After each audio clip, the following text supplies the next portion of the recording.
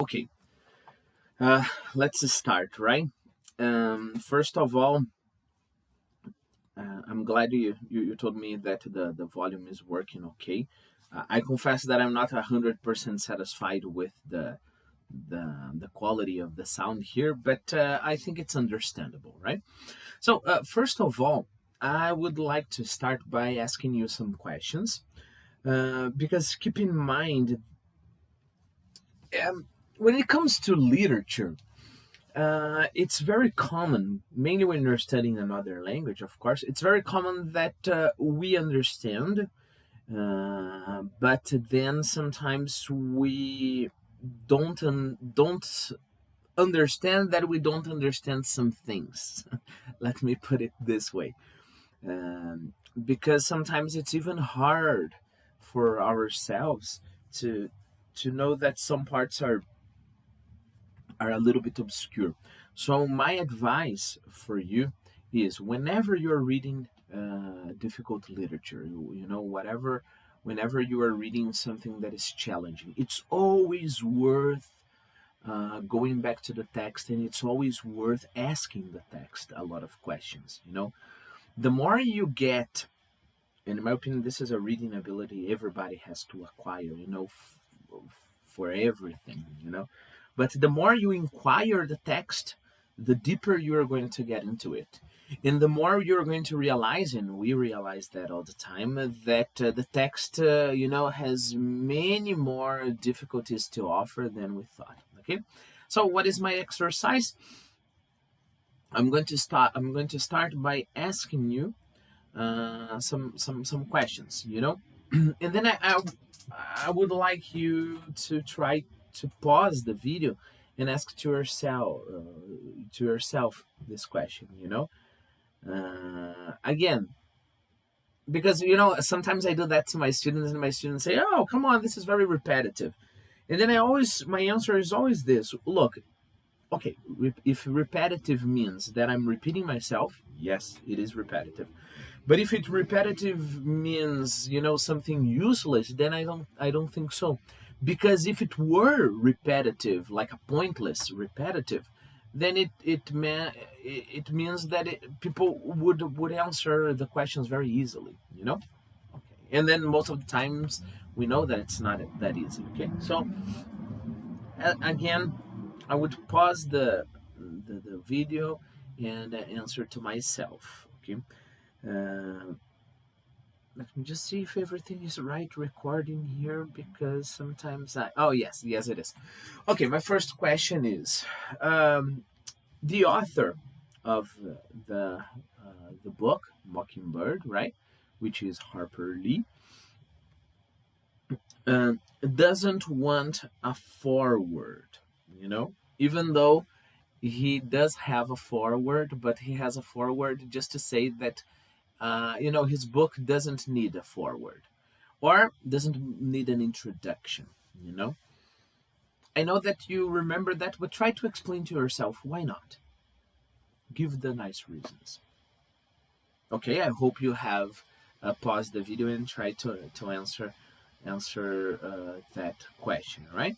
But basically, remember that he thinks a forward can spoil the story, maybe, but mainly the mood. All right, and he he tells, or he makes a sentence that is kind of ironic, telling that in some books it's kind of interesting to have a forward. Can you remember in what cases?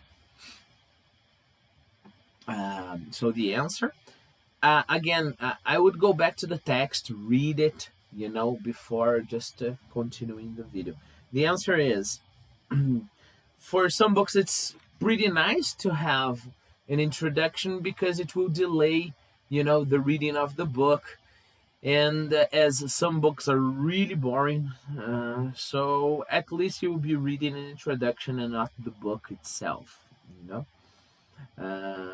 okay, so let's continue. My next question is, um, what happened to Jem which is the narrator's brother when he was nearly 13. And here's another challenge. I know that you remember, but linguistically speaking, I think it's quite difficult. Describe what happened to his hand after that. I hope you have paused. So remember, he broke his elbow, and then his hand was like this. So it means that his hand was in the right angle. I hope you have used that in your answer. Right angle in relation to his body, and his thumb was parallel to his thigh. Remember, thigh is another word you should remember. Next question. Did Jim worry a lot about that? And the answer is at first probably, but then he didn't worry so much because he could play football just the same, right? So he could remember punt, that special kind of kick, and pass as well. So pass the ball. So he wasn't so. Uh, he couldn't care less. That was the expression the book used. Okay. Um, According to our discussions, the discussions of our last class, what do we need sometimes, or maybe most of the times? What do we need in order to have a clear assessment of a situation? So I hope you have answered. We need some time. Remember, there's an expression in English: taking a step back, kind of distance from what was happening. So you'll be able to analyze things clearly. Okay. Okay. Uh, okay. When it comes to the when it comes to this, to the breaking of Jem's elbow, the narrator and Jem himself had a divergence. What was the divergence of opinion? So they diverged in the sense that they had different interpretations as what started the whole thing, right? By the way, we don't know what whole thing he's talking about yet, right? Okay, let me see. Who was General Jackson, and why is he important for the elbow accident? So the answer is a little bit ironic, right? Because Andrew Jackson, he was one of the presidents of the United States, but one of the things he did, he fought the Indians in Alabama, right? And because of that, the Indians were expelled, and the state was free for settlement. So, if it weren't for Andrew Jackson, the Indians wouldn't. Take a look at the kind of sentence I'm doing here, third conditional, right? If it weren't for Andrew Jackson, the Indians wouldn't have been expelled from Alabama, and their relative wouldn't have gone to that state and wouldn't have settled his state there, and they wouldn't have been there in the first place for the accident to happen. So this is the ironic relation of Andrew Jackson and the whole story. Taking into account that, what kind of comparison did I make last class so that we could understand it better, understand this irony better? So the comparison was, blaming Pedro Alves Cabral for, I don't know, a car accident. Okay. Uh, Let me see if I have anything else to ask here. No. So I think we can um, take a look at the text uh, from where we stopped last class. Okay. So he would have he Simon Finch, right? He would never have paddled up the Alabama. Remember that. I don't know if I told you that with a lot of details last video, but it's worth remembering. Usually we don't have the before our proper names, We don't say the Brazil. We don't say the John is my friend. We don't say the whatever. The Maria is beautiful, right? We say John is my friend, Maria is beautiful. Okay. With the exception of some cases. What are those cases? Uh, Family name, when I'm referring to the whole family.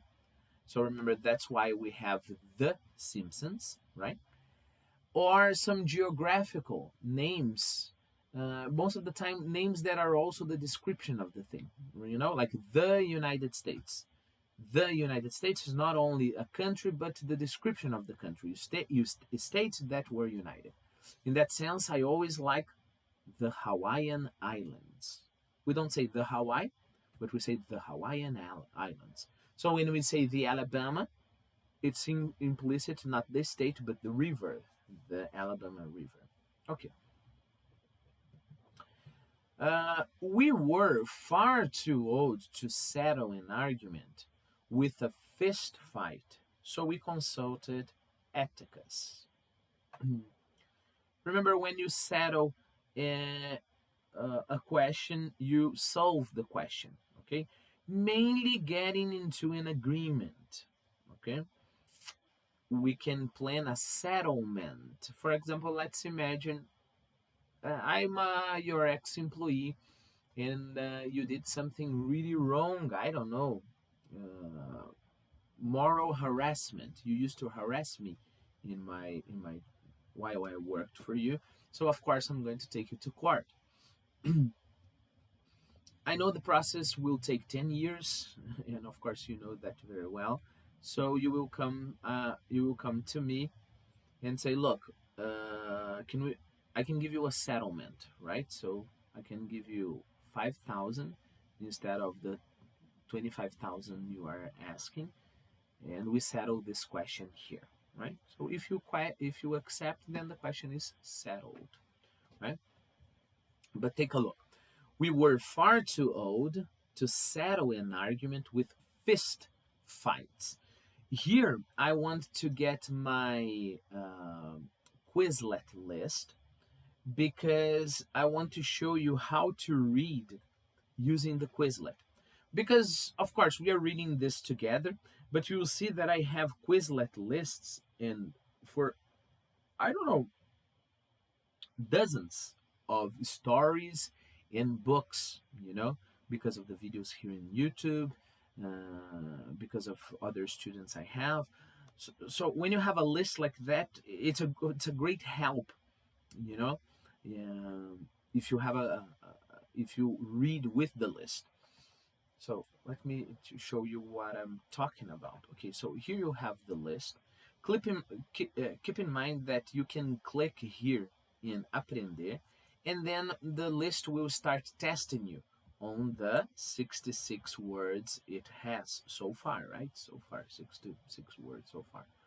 But if you have the list ready, and of course I have prepared the list, you can prepare a list yourself, but I'm imagining the situation where you get one of my lists.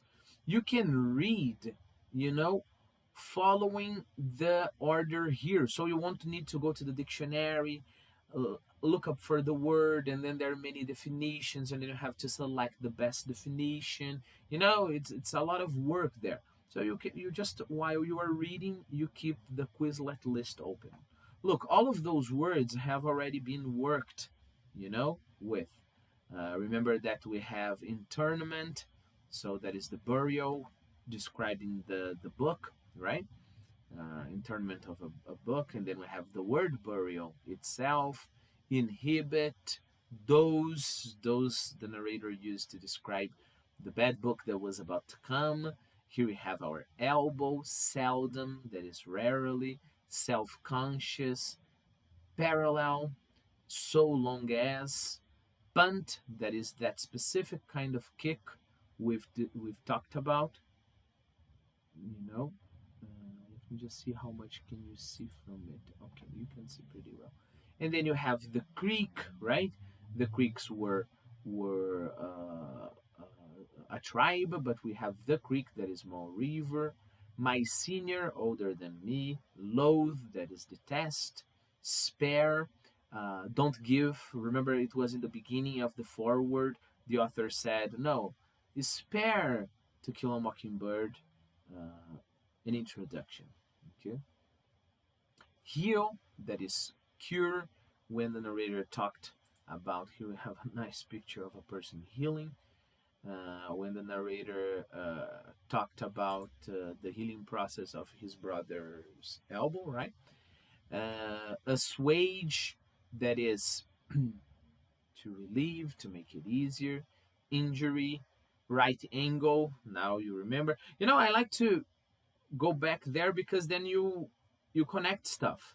Right angle, and then you remember the injury, then the vocabulary and the story. This is the thumb, right? Somewhat is a little in this context. Here we have a thigh. This is a baby's thigh. Yes, it's kind of a big thigh for a baby, maybe. I don't know. Andrew Jackson, right? The 7th president of the United States. You can read more about him in the Quizlet that is in the description here if I haven't sent it to you already. Creeks, known as one of the 5 civilized tribes by the white settlers in America. Located in primary Georgia, they were forced to move beyond the Mississippi into Oklahoma and Alabama as a result of the Indian Removal Act. A kick, Simon Finch, that is Attica's ancestor, founded Finch's Landing. We are going to see about that in a moment.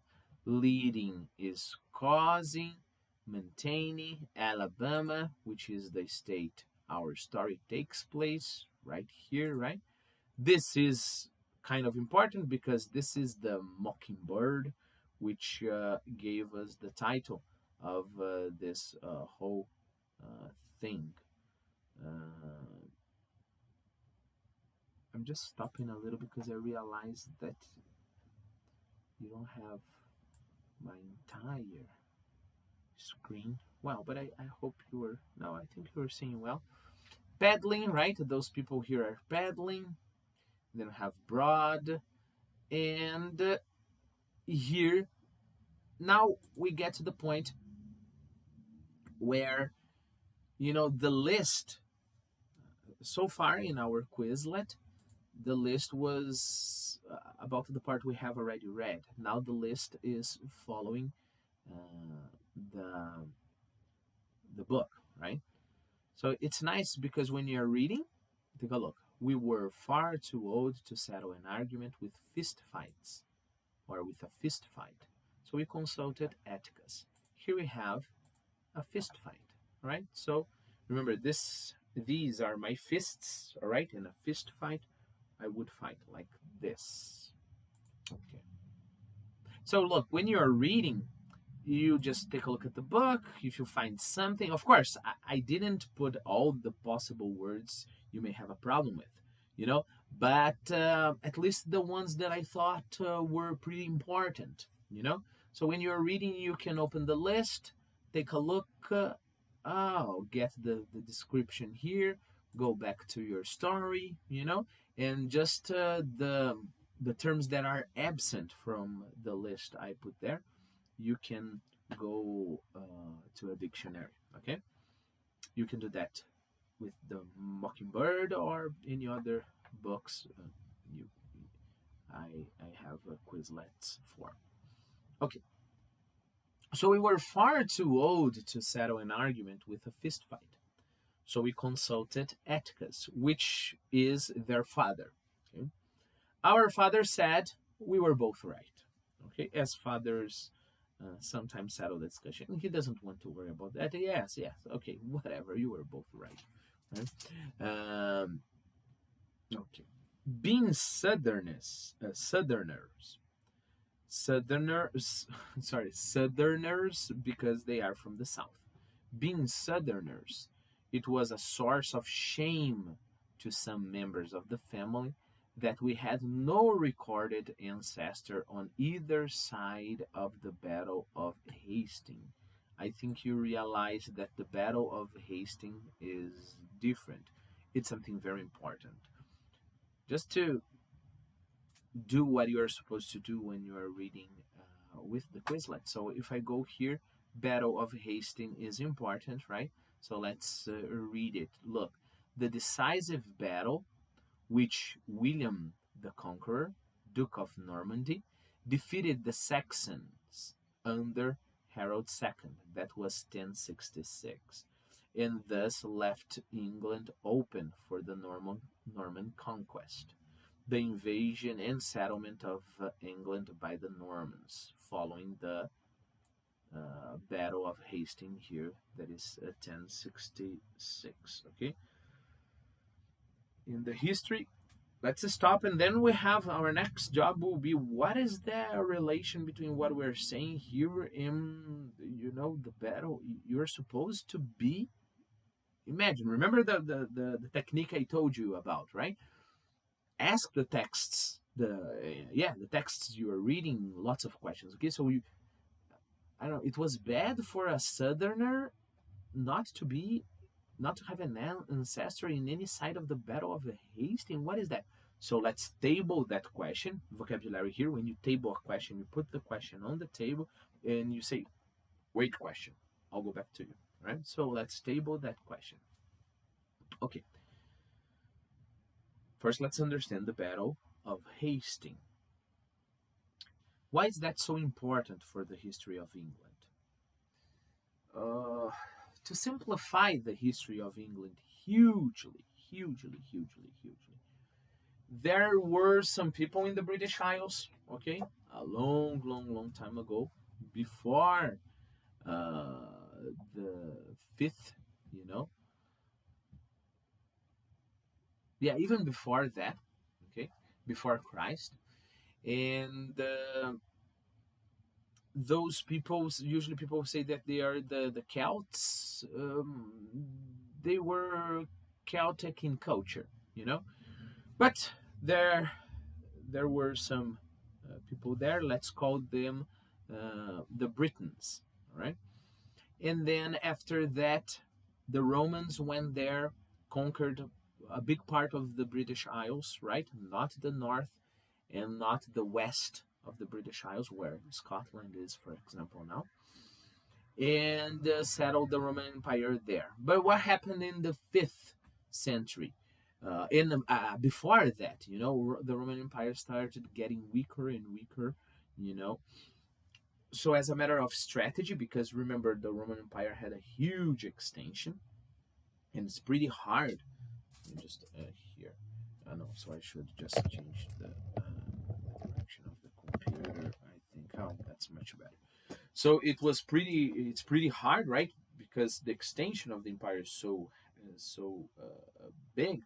It's pretty hard to defend all the territory. So the Roman Empire decided that the Roman Empire decided that it would be too much trouble, to defend the British Isles and to have an outpost in the British Isles, when even Rome was at sometimes at danger, right? So actually, the British Isles were not conquered at this time. The Romans just decided to withdraw from the British Isles. Okay, so they withdrew from the British Isles. And that's the moment when the Angles and the Saxons, the Germanic tribes, invaded the British Isles and then established themselves there. For linguistic purposes, It's important for you to know that German is a Germanic language. In Old English, which was the language spoken in the British Isles, was a Germanic language just as the same. Okay, English nowadays is Germanic, but there are some complications you understand now. Okay, so there after that, the Vikings invaded the British Isles as well. But let's say up to 1066, the Germanic tribes with some interaction with other nations were the masters of the British Isles. Okay, until 1066. The Normans were a French people, you know, and when they invaded the British Isles, they established themselves as the master of the island.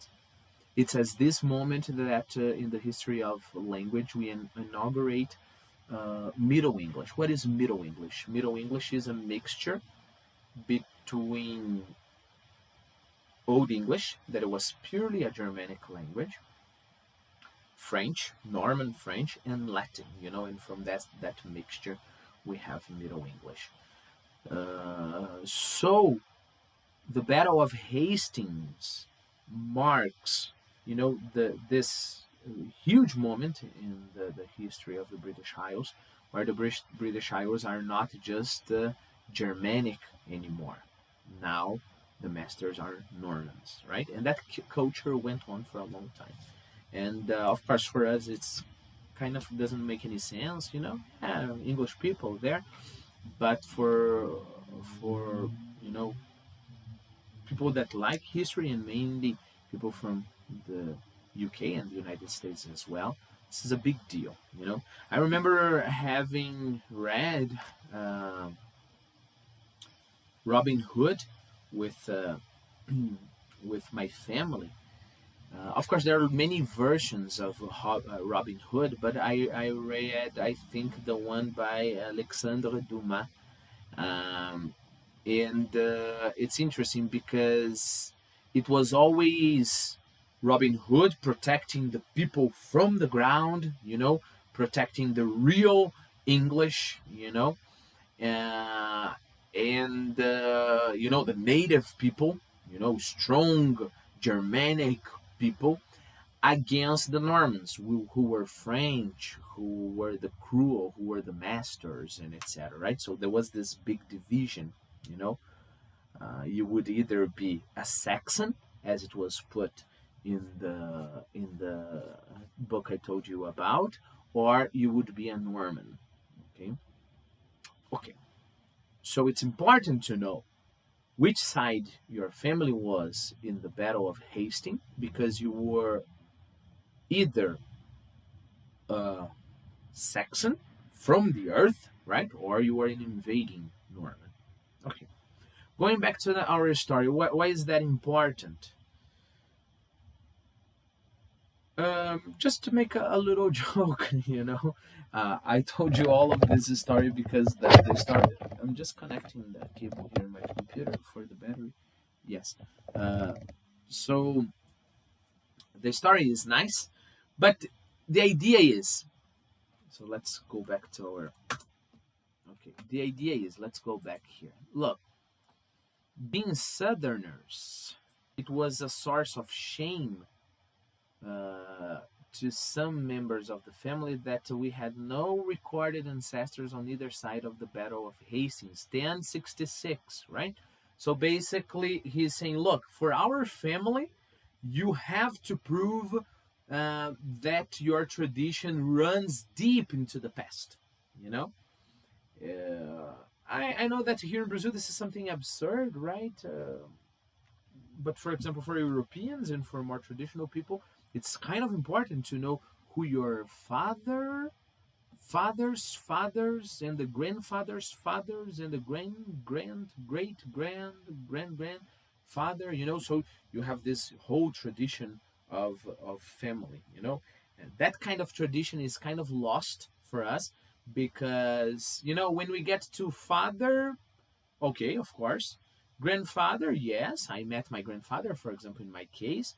But then when we get to my great grandfather, then the history for me is already lost. You know, uh, talking about that idea, I really hope I remember. If I don't, please tell me. I'm going to send the link of a part I've recorded for my videos regarding a montanha mágica. I'm saying Portuguese because I'm reading in the Portuguese channel.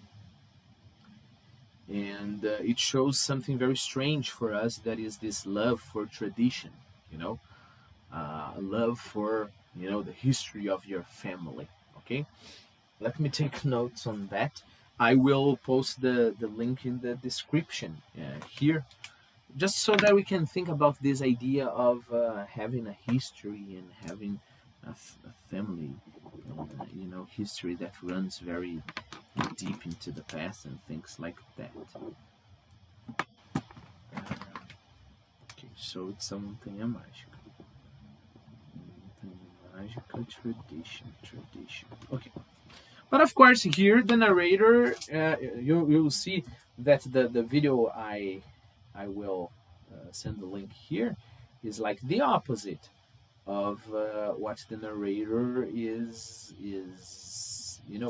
the opposite side the narrator is assuming. The narrator is making fun of that kind of people. It's like, oh yes, now you have to trace the history of your family up to the Battle of Hastings. That was the idea there.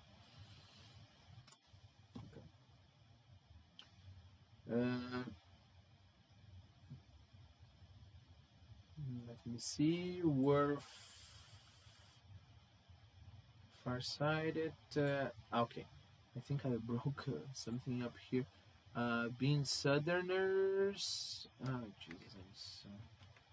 Okay.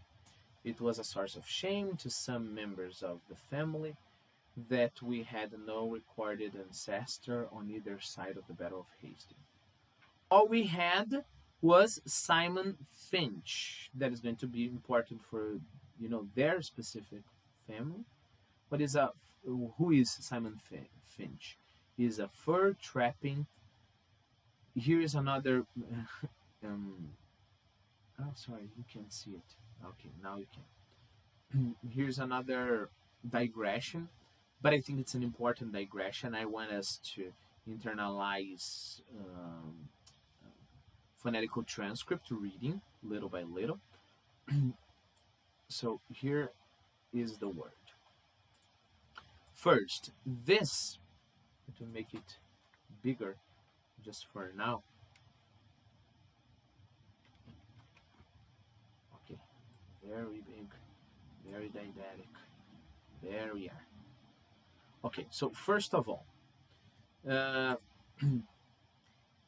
this little symbol here represents that most important sound in English, right?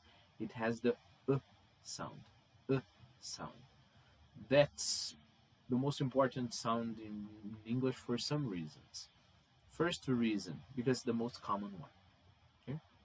Second reason for us, because the sound doesn't exist in Portuguese. Why is that important? Because in most of the cases we are going to see and we're going to try to pronounce other vowels, it's actually going to be because think about it, if English has this sound in many places, we don't have this sound. Every time we hear the words with this sound, with the sound, we are going to try to fit the words with our Brazilian sounds. Okay, I say Brazilian because in Portuguese from Portugal, this sound does happen pretty frequently. Okay, so it's instead of a, right? It's not a, it's right? One more thing to say about the sound, it's a very soft sound, so it's right? So it's whenever you read a letter that is not a different symbol, so it's just that letter, but this sound is interesting. That is like a. It's not an o, and it's not an a. It's something right in the middle, a, right? So it's pa,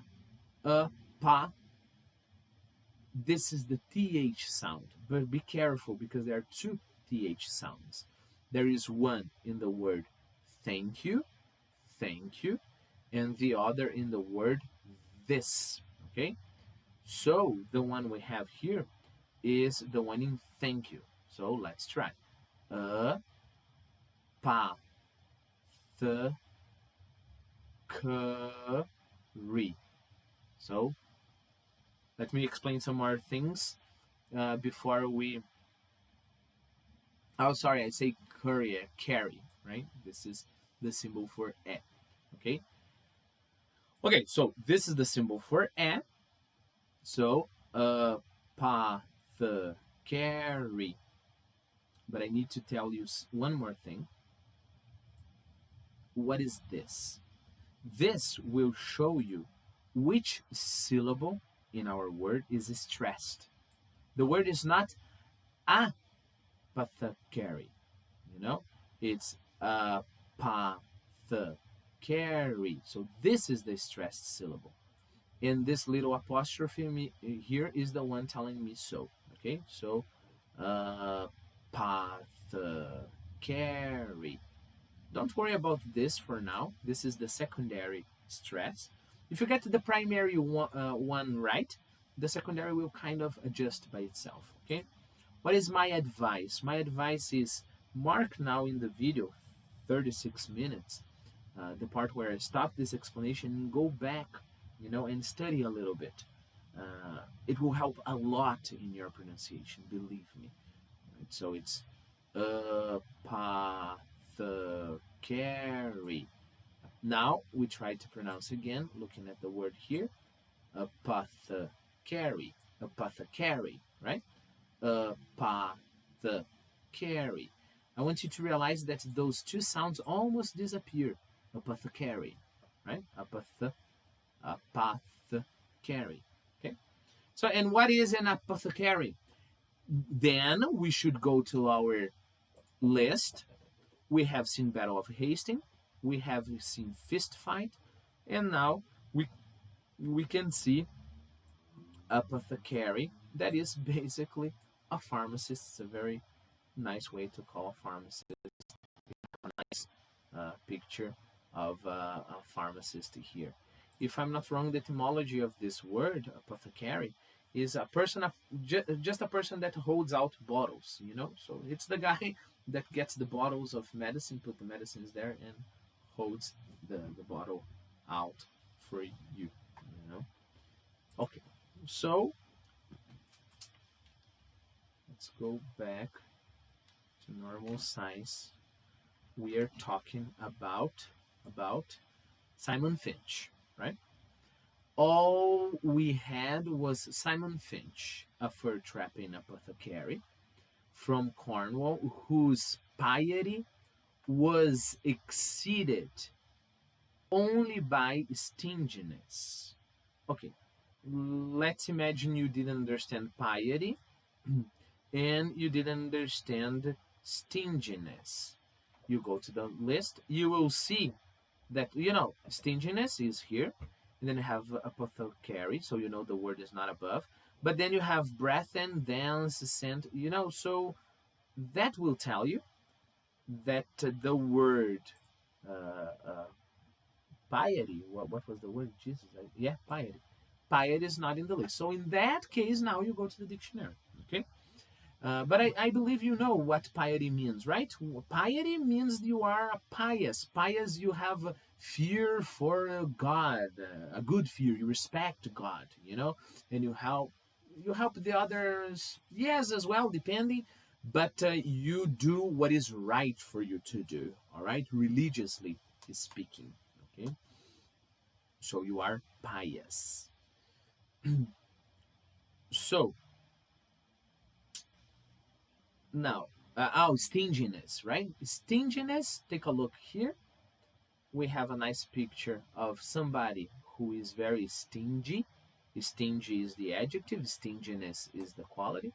Of course, because he doesn't like to spend any money, and he is, and we have the definition here, unwilling to spend money, right? So stingy, and stinginess is the feeling, the quality you have, right? Okay, but then we have, kind of an interesting sentence here. That is, all we had was Simon Finch, a fur-trapping apothecary from Cornwall, whose piety was exceeded only by his stinginess. What do you understand by that? Stop the video and explain it to yourself. It means that he was very pious, so he feared God a lot, and almost nothing in him exceeded his fear for God. Just one thing exceeded his fear for God: his stinginess. He would never spend a penny. Okay? In England, Simon was irritated by the persecution. So remember, this is the guy. So this is the way he traced the history of his family back. But he can just trace the history of his family into the migration. When his relative Simon Finch migrated from England to the United States. Before that he can't, let alone like the Battle of Hastings, right? It would be too far. In England, Simon was irritated by the persecution of those who called themselves Methodists at the hands of their more liberal brethren. As Simon called himself a Methodist, he worked his way across the Atlantic to Philadelphia, thence to Jamaica, thence to, phonetical transcript here, Mobile. This is a first possibility. Or, take a look, now the apostrophe is here. Sorry, I said Mobile. Mobile is this one, right? Because the stress syllable is this. Mobile. Or Mobile. Of course, you can pronounce one or the other, but the point is you are learning how to decipher the symbols, right? So, Mobile, the first, Mobile, and the other, Mobile, right? Mobile. And up to St. Stephen's. Big sentence here, right? So let's try to use the Quizlet to help us there. In England, Simon was irritated by the persecution of those who called themselves Methodists. Methodists, until today we have here in Brazil, for example, that's okay. Okay, so how did the Methodists suffer persecution? They suffered persecution at the hands of their more liberal brethren. Let's go to our Quizlet. Brethren here is brother. If I'm not wrong, I can listen. Let's try. Brethren, brothers. Yes, the pronunciation is not excellent. It's a machine pronunciation, but there you are. Brethren, brothers. Yeah, brethren. Okay. So they suffered persecution at the hands of their more liberal brethren. We would have to understand a little bit of history here, but we can infer a lot, right? So we can infer that the Methodists were not very liberal, and the guys who were persecuting the Methodists in England, right, were more liberal. And remember, if we go a little bit to history, we'll know that the history of the settlement, at least of New England, is the history of the Puritans, who were people very, very dedicated to God, who had very strict morals, right? So they suffered at the liberal brethren, and as Simon called himself a Methodist, he worked his way across the Atlantic to Philadelphia, thence we go back to our Quizlet. Thence we have here, from there, right? So, thence to Jamaica. Thence, from there again, to... I'm just checking if you can see it. Oh, yes, it has to be here. Thence to Mobile and up to Saint Stephen's. Okay, so it describes, his pilgrimage, from England to Philadelphia. And then, okay. Now, what else do we have here in our list? Okay, just a note on St. Stephen's. By the way, St. Stephen's, not Stephens. And by the way, you know the name of that author? It's not Stephen King, it's Stephen King, right? Alabama. So this St. Stephen's is in Alabama. Is a real town located about 70 miles north of Mobile. Atticus's ancestor, Simon Finch, settled 40 miles north of this place here, St. Stephen's. I put those, blanks there so that when you are using Quizlet in the way of an exercise, because remember you just go up there and click up in there, so you won't have the answer in the question. Or 110 miles north of Mobile along Alabama River. Okay. Mindful of John Wesley's strictures on the use of many words in buying and selling, Simon made a pile. I don't know why this number is here. A pile practicing medicine. But in this pursuit, he was unhappy lest he be tempted into doing what he knew was not for the glory of God, as putting on of gold and costly. Let's see here. Probably the screen will disappear if I do this. Okay, going back. And costly. Challenge here for you. Try to read this word. Stop the video and try to read this word. Okay, I hope you have done it. This is the symbol for e. It was kind of unfair that I asked you to read this, but this is e, like in at, a little bit more open than our e in Portuguese, right? At, right? So this is apparel, okay? And how can I know what apparel is? I go to here. A pile, we'll see again when we go back to the sentence, right? Large quantity of money. Last is important, so as to prevent any possibility that he fled the country. Last, he be captured and imprisoned. He fled the country because he didn't want to be captured and imprisoned. And here we have apparel, that is clothing. But of course we have to go back to the sentence because it's still pretty confusing. And the way I organized it is pretty confusing as well. Let me see if I can make it better. Okay, I think it's nice. Here. I know the screen disappeared for you. But there you have it, right?